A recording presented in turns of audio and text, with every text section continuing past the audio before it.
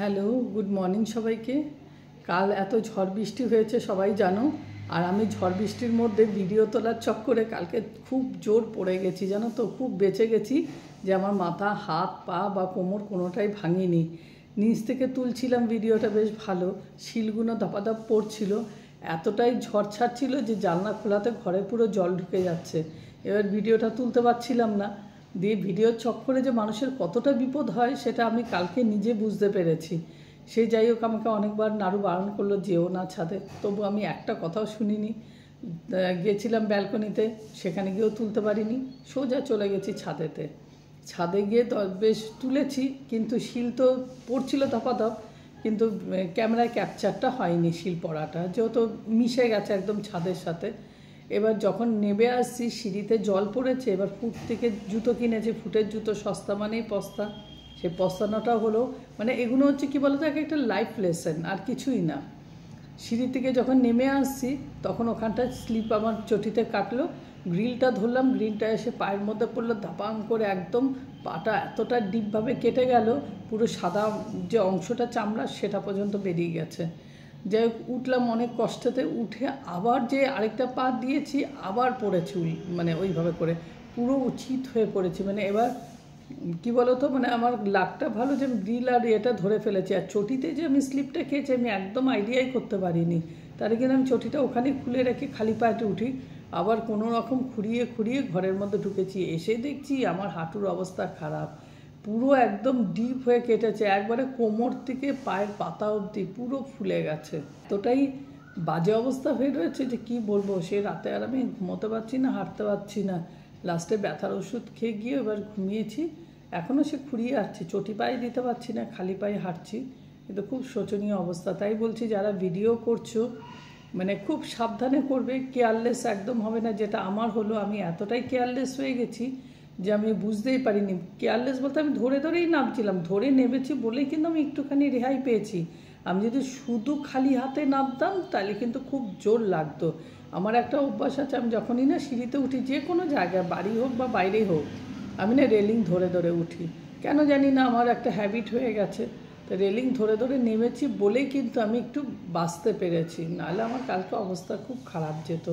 যাক, সবাই সাবধানে থেকো, ভালো থেকো, সুস্থ থেকো। দেখো কতটা পাটা কেটে গেছে। পড়ে যাওয়ার ভিডিওটা শেয়ার করার ইচ্ছা ছিল, কিন্তু সেই সময় কারেন্ট অফ ছিল বলে আমার ক্যামেরাটা অফ হয়ে গেছিলো, যার জন্য দেখাতে পারিনি। কি মুষলধারে বৃষ্টি পড়ছে দেখেছো, সব একদম জানলার মধ্যে এসে সব পড়ছে, ওই জন্য জানলা খুলতে পারিনি বলেই আমি ছাদে গেছিলাম ভিডিওটা তুলতে। পড়ে গেলে কি হবে, ছাদের নেশা তো আর বন্ধ হবে না বলো। তাই আস্তে আস্তে করে করে ছাদে উঠেছি। তুলসী গাছ অনেকেরই মরে যায়, শীত আসলে বা এমনি সময় হয়তো গরমের সময় শুকিয়ে যায়। তুলসী গাছটা অনেক দিন কীভাবে বাঁচিয়ে রাখবে সেটাই আজকে তোমাদের দেখাচ্ছি। তুলসী গাছের যত যে বীজগুলো বেরোয় সেগুলোকে পুরো কেটে ফেলবে। এইভাবে সব বীজগুলো কেটে ফেললে গাছ সহজে মরে না, একটা তুলসী গাছ অনেক বছর বাঁচে। কিন্তু এই বীজের জন্য কিন্তু গাছগুলো খুব তাড়াতাড়ি শুকিয়ে মরে যায়। কিছুদিন পর থেকে দেখবে পাতাগুলোর সাইজও বড় হবে আর গাছে প্রচুর পাতাও হবে। এই গাছ কিন্তু সহজে মরে না। শুধু আমাদের গাছগুলো মরে কেন, তুলসী গাছের বীজগুলো কাটা হয় না সেই জন্য।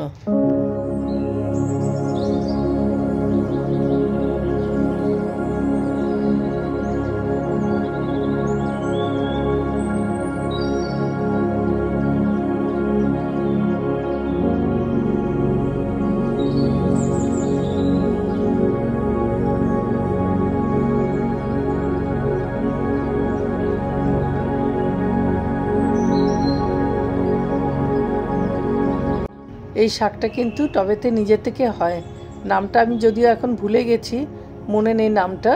এর কিন্তু প্রচুর উপকার। আজকে এই শাকটা তুলবো, এটাকে আজকে রান্না করব। এরকম অমূল্য জিনিস আমার কিন্তু টবেতে অনেক এরকম হয়। এইসব শাকগুলো আমি কিন্তু মাঝে মাঝে রান্না করি, বাজার থেকে কিনতেও হয় না, নিজের থেকে ওঠে। কিন্তু এই ফুল গাছটা আর এই শাকটা দেখো একই রকম পাতা, ভুল করে যদি ফুল গাছটা কেউ খেয়ে ফেলে, ওই জন্য ভালো করে দেখে নিচ্ছি। যদিও দেখলে চেনা যায়।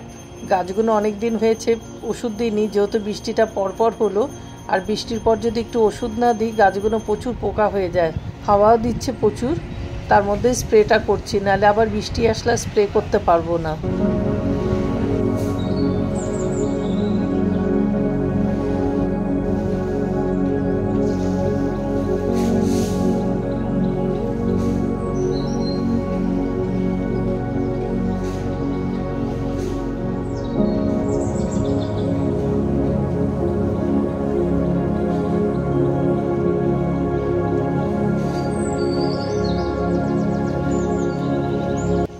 জামরুল কটা পারলাম, অনেক কটা পড়ে গেছে, আবার এই কয়েকটা পারলামও। এগুলো কিন্তু সাইজে অনেকটা বড় হবে। আর জামরুলগুলো কিন্তু খুব মিষ্টি খেতে। সাইজ দেখো এখনই কতটা বড়, এর ভেতর কিন্তু একটাও বীজ থাকে না, জানো তো। খেতেও তেমনি মিষ্টি, কিন্তু ওই যে বিড়ালের ভয়তে পারলাম, যদি একটু বড় হওয়ার আগে যদি খেয়ে নেয় সেই ভয়ে ভয়ে, যাই হোক কচি অবস্থায় একটু তো পাবো, যেহেতু এখন থেকেই মিষ্টি জামরুলগুলো, তাই কটা পেরেও ফেললাম।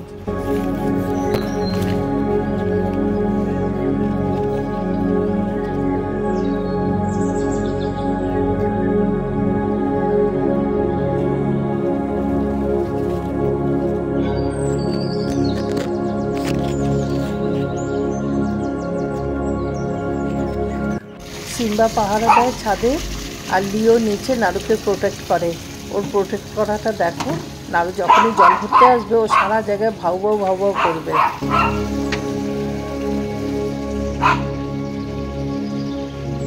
কি হয়েছে? প্রোটেক্ট হয়েছে, নাড়ুকে প্রোটেক্ট করা হয়েছে। নাড়ু জল ভরলে ও প্রোটেক্ট করবে। প্রোটেক্ট হচ্ছে চারিদিকে কেউ আসছে কিনা, কেউ কিছু করছে কিনা, সেই সব হচ্ছে প্রোটেক্ট। এইভাবে দাঁড়িয়ে দাঁড়িয়ে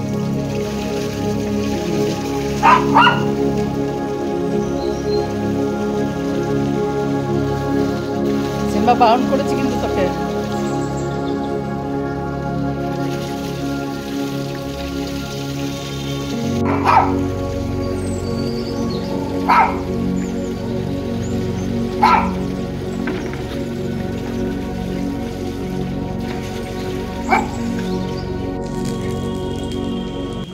লিও নাড়ুকে প্রোটেক্ট করুক, আমি রান্না করতে চললাম। আজকে বাটা মাছ রান্না করব। আমি তো মাছ খাই না, ওই নাড়ুর জন্যই একা, নাড়ু, সিম্বা আর লিও, এই তিনজনেই খাবে। লিও যদি খেতে চায় না কাটার জন্য। আলুটাকে একটু ভেজে নিলাম, টমেটো, আদা আর কাঁচা লঙ্কা দিয়ে একটা পেস্ট বানিয়ে নিয়েছি। একটু মশলাটা নাড়িয়ে নিয়ে এর মধ্যে জিরার গুঁড়ো, ধনের গুঁড়ো, হলুদের গুঁড়ো, এই সব একসাথে দিয়ে অল্প একটু নুন, যতটুকু যে যেরকম নুন খায়, দিয়ে ভালো করে আবার একটু নাড়িয়ে নিয়ে যতক্ষণ না তেলটা মশলা থেকে ছাড়ছে ততক্ষণ অবধি কষাবো। কষানো হয়ে গেলে ওর মধ্যে জল দিয়ে দিয়েছি। ঝোলটা খানিকক্ষণ ফুটে যখন টেনে এসছে, নামিয়ে নিয়ে ওর ওপরে ধনেপাতা দিয়ে দিলাম। ভিডিওটা এখানেই শেষ করছি। আসছি ফিরে আরেকটা নতুন ব্লগ নিয়ে। সবাই ভালো থেকো, সুস্থ থেকো। Till then, bye everyone.